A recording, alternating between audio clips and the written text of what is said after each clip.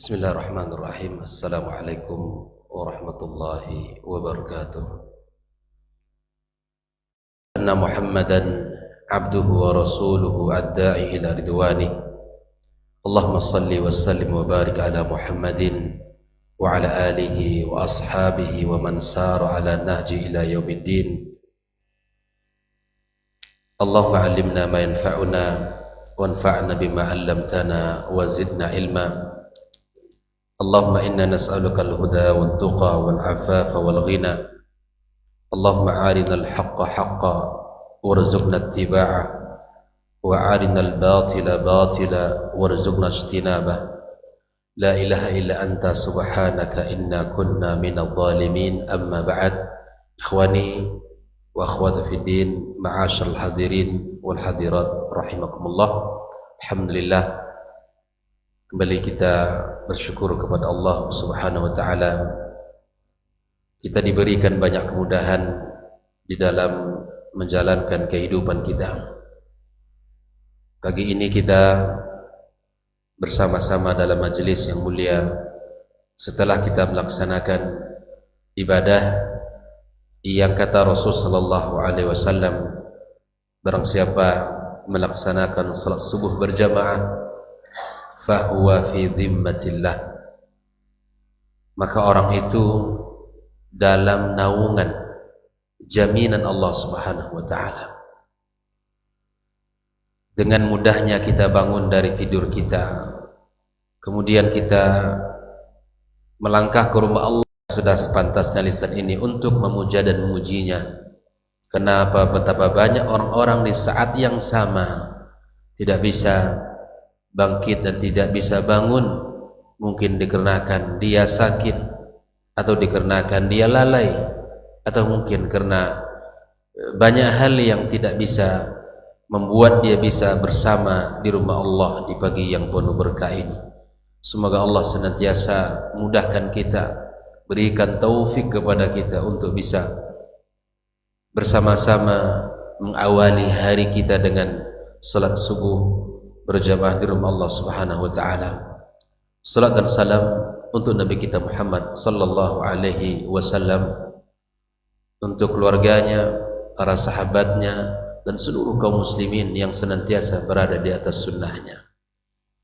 Tak lupa kita berdoa kepada Allah untuk kedua orang tua kita yang telah membesarkan dan mendidik kita, yang telah banyak berkorban demi kebaikan kita. Semoga Allah Subhanahu wa taala muliakan mereka, Allah angkat derajatnya di sisi Allah Subhanahu wa taala. Bagi yang masih hidup, semoga pintu-pintu kebaikan senantiasa kita sambungkan untuk mereka. Tunjukkan bakti kita dengan ucapan, dengan sikap, dengan bahkan dengan pemberian yang Allah titipkan rezekinya kepada kita. Sesungguhnya mereka adalah jalan surga yang sangat dekat dengan kehidupan kita. Kepada para guru, kepada para ustaz asatidzah yang telah mengajarkan kita, semoga Allah Subhanahu wa taala muliakan dan angkat derajat mereka. Kaum muslimin rahimakumullah, kembali pagi ini kita melanjutkan pembahasan tentang 200 tanya jawab seputar keimanan dan akidah At-Taifah Al-Mansurah. Pagi ini pertanyaan yang ke-81, yaitu tentang apakah kewajiban kita atau kewajiban umat ini terhadap Al-Quranul Karim. Maka dijawab oleh Syekh, huwa ittiba'uhu zahiran wa batinan. Kewajiban umat ini terhadap Al-Quranul Karim adalah mengikutinya secara zahir dan secara batin. Wa tamassuku bihi, dan berpegang teguh kepadanya. Memegang Al-Quran artinya kita berpandu kepadanya. Wal qiyamu bihaqqih, kita tunaikan dan kita laksanakan hak Al-Quranul Karim. Qala Allah tabaraka wa ta'ala, wa hadha kitabun anzalnahu mubarakun fattabi'uhu wattaqu. Ini adalah Al-Quran yang kami turunkan, mubarak, yang membawa keberkahan, yang membawa banyak kebaikan. Maka ikutilah Al-Quran tersebut dan bertakwalah kalian kepada Allah Subhanahu wa taala. Qala ta'ala, ittabi'u ma unzila ilaikum min rabbikum wa la tattabi'u min dunihi awliya. Ikutilah apa yang telah diturunkan kepada kalian dari Rabb kalian, yakni Al-Quranul Karim. Kita ikuti, perintahnya kita laksanakan, larangannya kita tinggalkan, hukum-hukum yang ada di dalamnya kita amalkan. Wala tattabi'u min dunihi awliya, dan jangan kita ikuti ya wali-wali selain Allah Subhanahu wa taala. Kita ikuti Allah dan kita tinggalkan yang lainnya. Allah juga berfirman, walladzina yumassikuna bil kitabi wa aqamus salata inna la nudhi'u ajral muslihin. Bahwa orang-orang yang berpegang teguh dengan Alkitab dan mendirikan salat, sungguh kami, kata Allah, tidak akan menghilangkan pahala orang-orang yang al-muslihin. Wa hiya amatun fi kulli kitab wal ayat fi dzalika katsira. Dan ini berlaku umum untuk pada setiap kitab dan ayat-ayat Allah Subhanahu wa taala. Dan ayat ini sangat banyak di dalam pembahasan perintah untuk mengikuti Al-Quranul Karim. Nabi SAW juga telah memberikan wasiat ya kepada kita dan kepada umatnya agar kita berpegang teguh dengan kitab Allah Azza wa Jalla. Fakhudhu bi kitabillahi wa tamassaku bihi. Kata Rasulullah dalam bentuk wasiatnya, ambillah kitab Allah Al-Quranul Karim dan berpegang teguhlah dengannya. Ini wasiat Nabi kita alaihi salatu wassalam. Di dalam hadis Ali marfu' yang muttasil sanadnya kepada Rasul sallallahu alaihi wasallam, innaha satakunu fitan, akan ada sebuah fitnah, akan terjadi sebuah fitnah atau fitnah-fitnah yang sangat banyak. Qultu ya Rasulullah mal makhraj, ketika fitnah itu terjadi, ketika fitnah itu hadir di tengah-tengah kehidupan kita, maka apa solusinya? Beginilah para sahabat, ketika ada fitnah maka dia mencari solusi dari yang ahlinya. Maka kemudian Rasulullah sallallahu alaihi wasallam mengatakan kitabullah, disolusi dari segala permasalahan kita yaitu Al-Quranul Karim. Maka itu ikhwani kaum muslimin, marilah kita tunaikan kewajiban kita kepada Al-Quranul Karim dengan mengimaninya, dengan mengikutinya secara zahir dan batin, berpegang teguh dengan perintah-perintahnya, dengan melaksanakan seluruh awamir Allah yang ada di dalamnya, dan kita tinggalkan larangan-larangan Allah tabaraka wa ta'ala. Kita halalkan yang halal dan kita haramkan yang haram, dan kita memenuhi hak-hak kita terhadap, memenuhi kewajiban kita terhadap Al-Quranul Karim. Kaum muslimin rahimakumullah, pertanyaan yang ke-82 dijelaskan secara rinci, ma makna tamassuk bil kitabi wal qiyamu bihaqqi. Apakah makna kita berpegang teguh dengan Al-Quran itu, atau kita berpandu kepada Al-Quran dan melaksanakan hak-haknya? Kata para ulama, disebutkan sebagai jawaban di sini adalah hifdzuhu. Di antara makna tamassuk bil Quran adalah menghafalnya, wa tilawatuhu, dan membacanya, tilawah, wal qiyamu bihi ana al-laili wan nahar. Kita laksanakan salat di malam hari, di siang hari dengan membaca ayat. Ayat-ayat itu kita baca dalam salat kita. Wa tadabburu ayatihi, demikian juga kita mentadabburi ayat-ayatnya. Sampai kita membaca, menghafal, membacanya, kita gunakan di dalam salat kita, kita pakai ayat itu dalam salat malam dan salat dalam siang hari kita. Kita tadabburi ayat-ayat tersebut. Wa hilalu halali, kita halalkan yang halal, ya. Wa tahrimu, ya, dan kita mengharamkan yang haram. Wal inqiyad li awamirihi, dan kita tunduk dan patuh terhadap perintahnya. Wal inzijaru bi zawajiri, wal i'tibaru bi amthalihi, wal itti'adhu bi qasasi. Kita tinggalkan larangannya, kemudian kita ambil pelajaran dari setiap amsal, kemudian kita ambil nilai-nilai yang bisa kita hidupkan di dalam kehidupan kita. Kita ambil nasihat dari kisah-kisah yang Allah sampaikan. Wal amalu bi muhkami, dan kita amalkan ayat-ayat muhkam.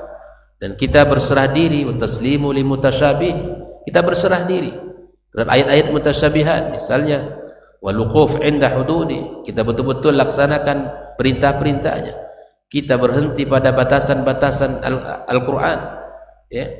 Wadzabu an, kita bela Al-Quran itu, kita bela. Membela Al-Quran termasuk at-tamassuk bihi.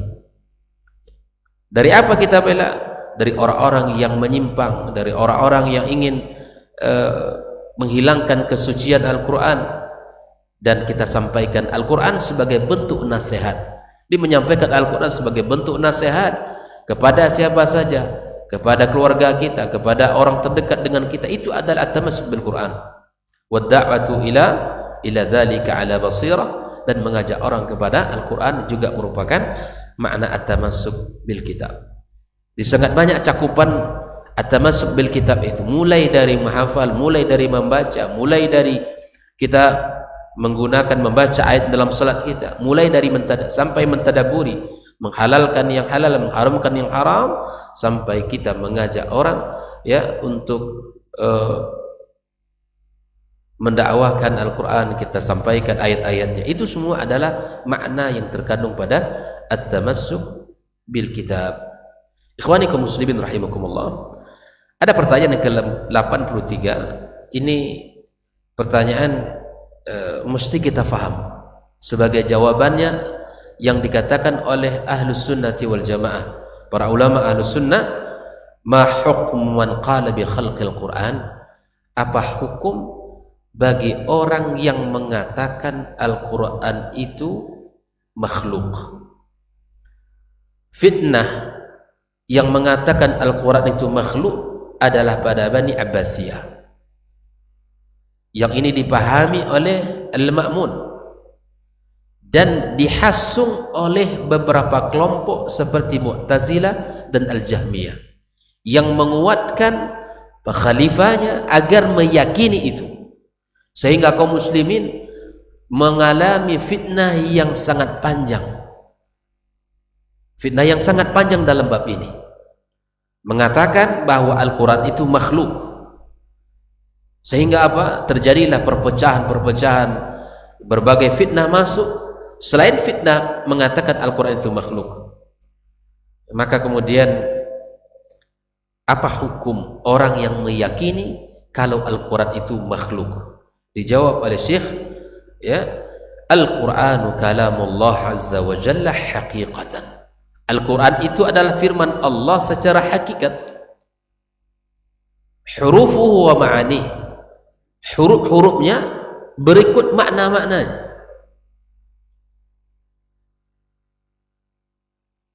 Kita fahami itu, hurufnya adalah dari Allah dan maknanya dari Allah. Bukanlah kalam Allah al-huruf dunal ma'ani. Jangan sampai diartikan bahwa kalam Allah itu adalah huruf saja tanpa ada makna, atau makna tanpa huruf. Ini jangan sampai dipisahkan, huruf tanpa makna atau makna tanpa huruf.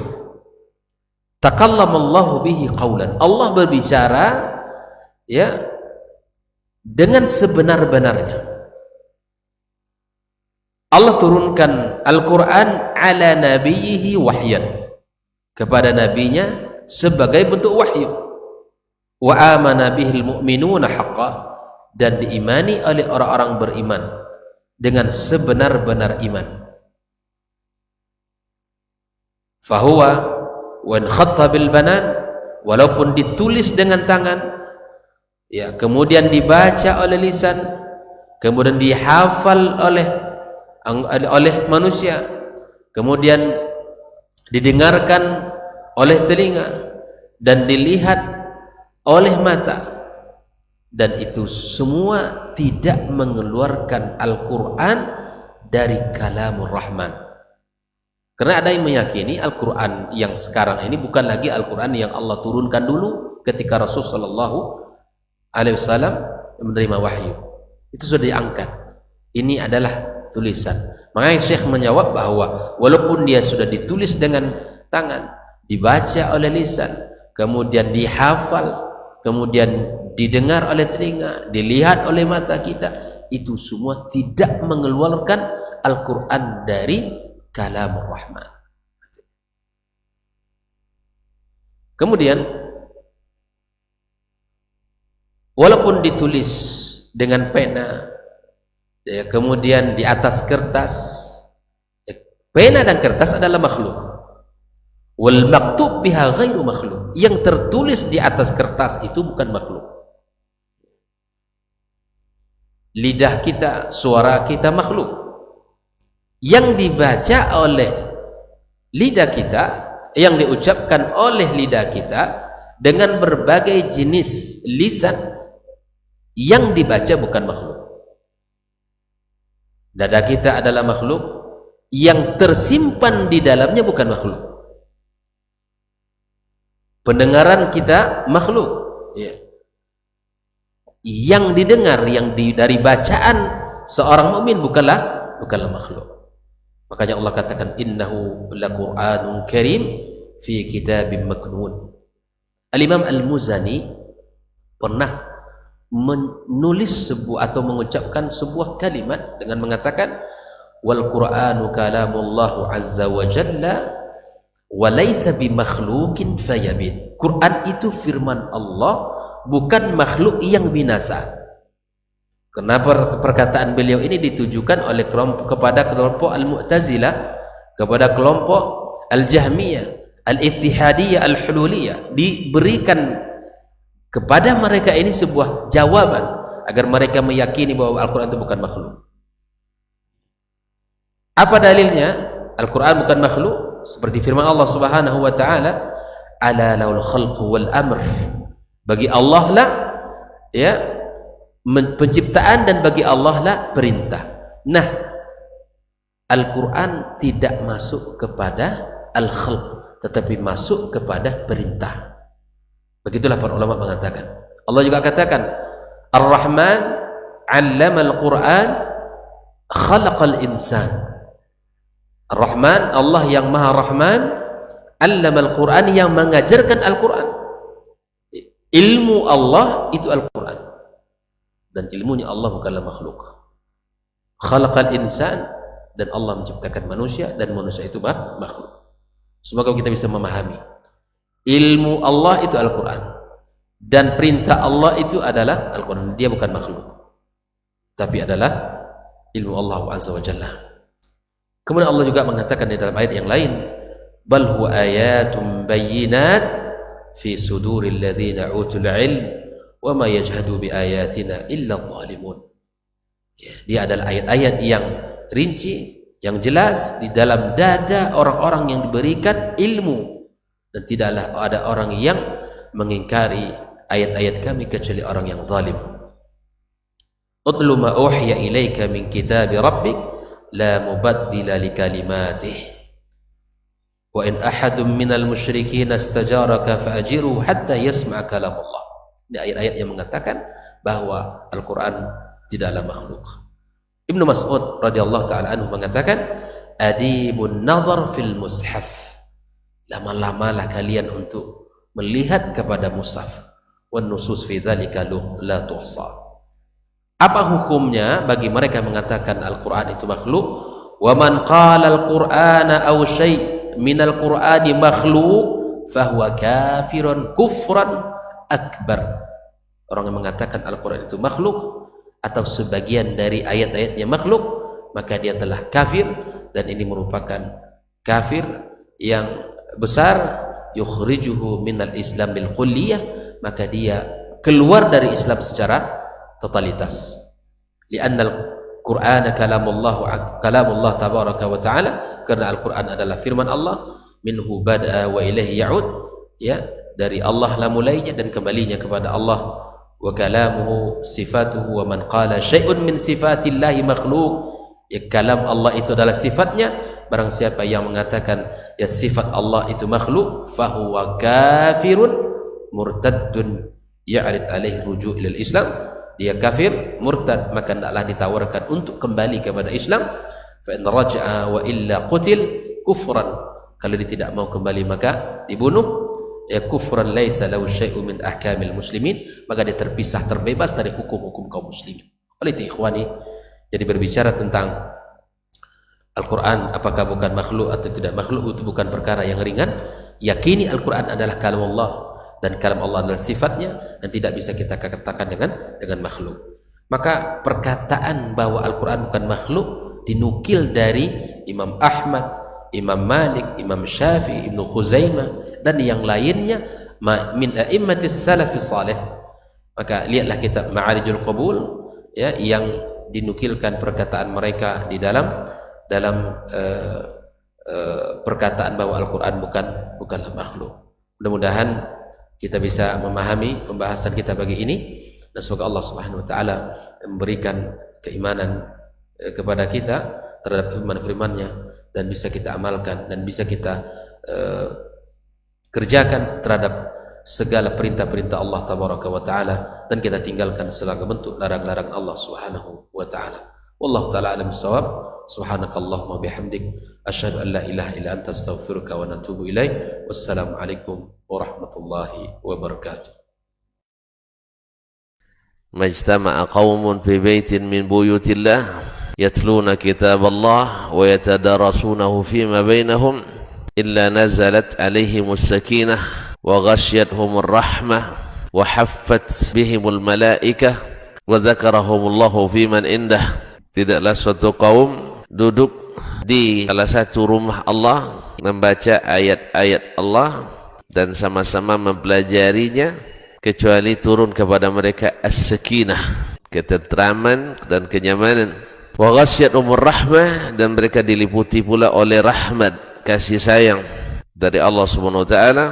Wa haffat bihimul malaikah, dan mereka pun dikelilingi oleh para malaikat, karena malaikat suka majlis-majlis zikir dan ilmu. Wa dzakarahumullahu fi man indah, dan Allah akan banggakan sebut-sebut mereka di kalangan malaikat-malaikat yang ada di sisinya, di masyarakat atas. Mudah-mudahan kita termasuk yang sering disebut-sebut di sisi Allah di kalangan para malaikat, dan di akhir majelis ini mudah-mudahan kita pula mendapatkan seperti yang tersebut dalam hadis qudsi, qumu maghfuran lakum, silahkan berangkat meninggalkan majelis ini dalam keadaan diampuni dosa-dosa kalian.